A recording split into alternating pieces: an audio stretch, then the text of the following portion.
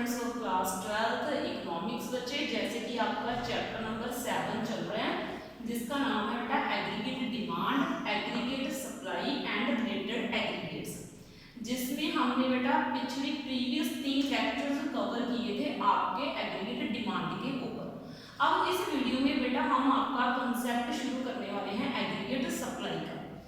सबसे पहले आपने ध्यान देना है, आपने +1 में ओनली सप्लाई का कंसेप्ट पढ़ा है, लेकिन आप +2 में एग्रीगेट वर्ड साथ में लगाओगे। एग्रीगेट का मीनिंग क्या है?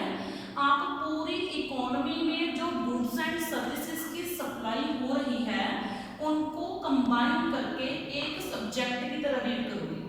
सबसे पहले देखो कंसेप्ट ऑफ एग्रीगेट सप्लाई। पहले आप सप्लाई पढ़ते थे, सप्लाई का मीनिंग क्या था? मार्केट में गुड्स एंड सर्विसेज को उतारना, उनको बेचना, उनकी सप्लाई करना, ये सिंपल कंसेप्ट था सप्लाई का। अब एग्रीगेट सप्लाई का मीनिंग क्या है? प्रोड्यूसर्स के द्वारा पूरी इकोनॉमी में गुड्स एंड सर्विसेज को भेजना, उनकी सप्लाई करना, ये होता है एग्रीगेट सप्लाई। अब एक प्रोड्यूसर गुड्स और सर्विसेज बेचता क्यों है, उससे उसको क्या फायदा होता है? तो मैंने आपको प्रोडक्शन के स्टेजेस पढ़ाई हुई हैं। प्रोडक्शन के स्टेजेस में से क्या है, जैसे रॉ मटेरियल जब एक फैक्ट्री में जाता है तो वो इतना महंगा नहीं होता, लेकिन जब जब वो रॉ मटेरियल को हम प्रोडक्शन के प्रोसेस में से पास करते जाते हैं तो उससे जो चीज़ जनरेट होती है उसकी वैल्यू काफ़ी हाई होती है रॉ मटेरियल से, है ना। तो जो प्रोड्यूसर है उसको क्या फ़ायदा होगा? उसको हर एक स्टेज से प्रॉफिट मिलेगा। जो एग्रीगेट प्रॉफिट हो गए उसको एक डेफिसिट प्रॉफिट से बाहर निकालेगा। ये मैंने आपको +1 में कंसेप्ट समझाया था। अब देखो बेटा, अब हम इस कंसेप्ट की तरफ बढ़ते हैं।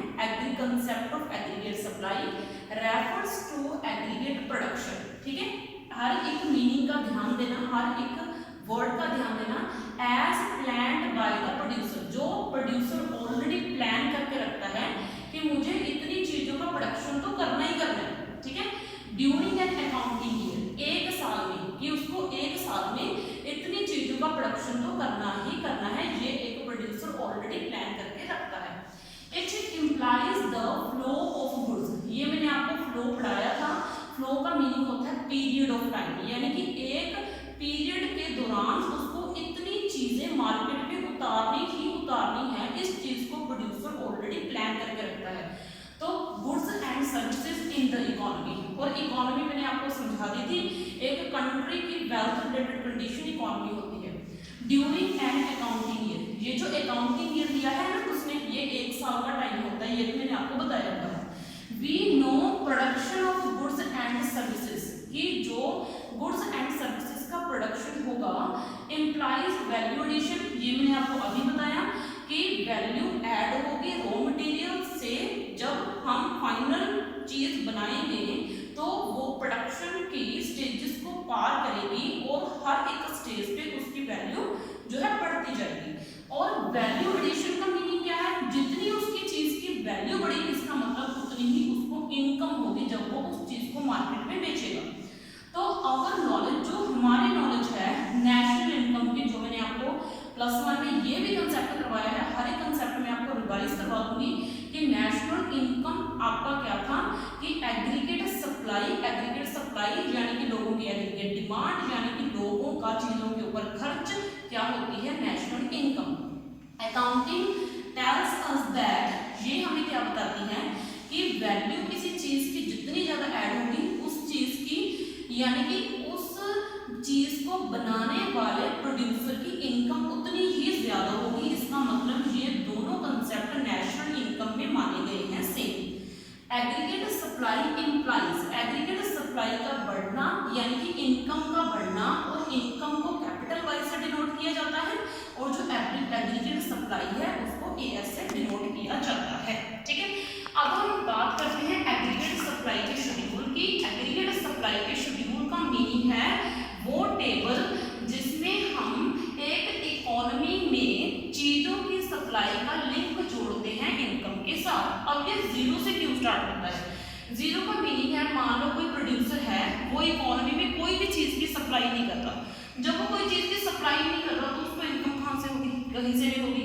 अब जब क्या है, जब वो एग्रीगेट सप्लाई मान लो उसने 20 जो है उतारी, 20 lakhs की थिंग्स मार्केट में उतारी, तो वो इक्विलिब्रियम लेकर चलेगा, यानी कि वो बैलेंस बनाने की कोशिश करेगा कि जितना उसने खर्च किया उसे उतना तो मिलना ही चाहिए, और वैसे भी वो उतनी ही चीज मार्केट में उतारेगा जितनी चीज की डिमांड है। ठीक है, मान लो 20 lakhs की डिमांड है तो 20 lakhs वो मार्केट में उतारेगा, मान लो 40 की डिमांड है वो 40 ही मार्केट में उतारेगा, 60 की डिमांड है वो 60 ही मार्केट में उतारेगा, यानी कि वो इस टेबल के अकॉर्डिंग वर्क करेगा, यानी कि लोगों की डिमांड को इक्वल रखने की कोशिश करेगा।